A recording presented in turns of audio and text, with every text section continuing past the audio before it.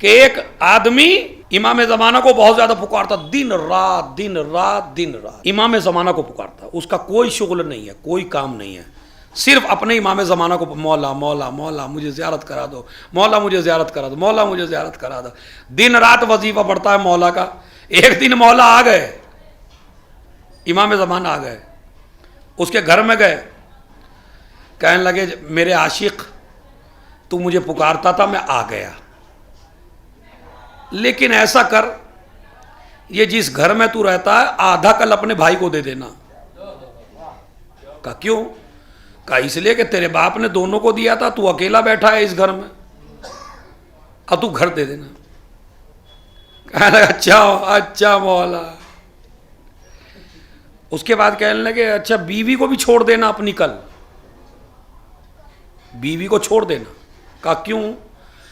कहा इसलिए कि वो जो तुम्हारी बीवी है उसने तुम्हारी अम्मा का दूध पिया है बचपन में,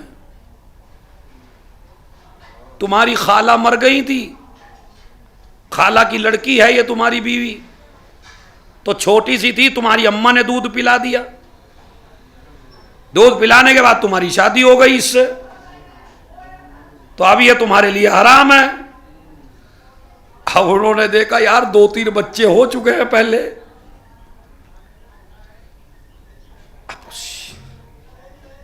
इमाम कहते छोड़ दो, बीवी को भी छोड़ दो, घर को भी छोड़ दो। कहने लगा ये तो बीवी भी हाथ से गई और बच्चे भी हाथ से गए और घर। अच्छा इमाम ज़मान ला ले रहे थे इम्तिहान कि देखता हूं कितना पक्का है मोमिन। अगर इमाम वाला होता तो कहता मौला बीवी भी कुर्बान, बच्चे भी कुर्बान, घर भी, मैं तो बाहर आ जाऊंगा। मगर अभी चुप के, मौला अभी आया जरा नाश्ता पानी लेके आप बैठो, और बाहर को निकला चोर चोर चोर, अरे मेरे घर में चोर घुस गया।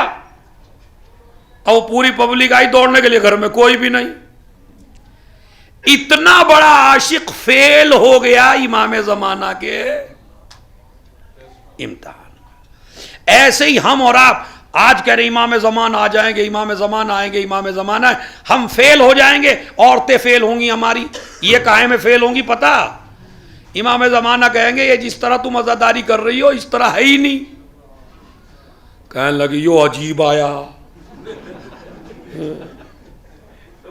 हम तो यूं ही करते हुए आए हैं। मतलब शादियों में, जैसे ये शादियों में सज धज के जाती हैं बेचारी, तो इमाम ज़माना तो अपने ज़माने में ऐसे नहीं करने देंगे ना ही ना, तो इनका सारा मेकअप रखा रह जाएगा। वो मेकअप रखा रहेगा तो कहेगी वो इमाम ही नहीं है।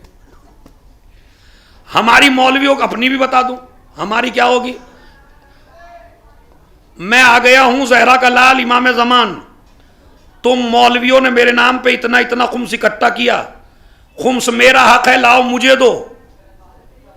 अब जब हम देखेंगे सारी हमारी प्रॉपर्टी वो जा रही है, हम कहेंगे आप जैसों के पास आ गए, ओ भैया ये इमाम नहीं है। ये होना है, वाकई होना। इसलिए इमाम ज़माना आएंगे, लेकिन उसके बाद फिर कोई और इमाम तो आने वाला है नहीं, तो सारे फैसले होंगे इसी इमाम के हाथों, सारे इंतकाम होंगे इसी इमाम के हाथों, सारी इस्लाह होगी इसी इमाम के हाथों। इसलिए कोशिश करो अपने ईमान को इतना मजबूत रखो कि जब तुम्हारा इमाम आए तो तुम बहकने ना पाओ, ना औरत बहकने पाए, ना जवान बहकने पाए, ना कोई मौलवी बहकने पाए।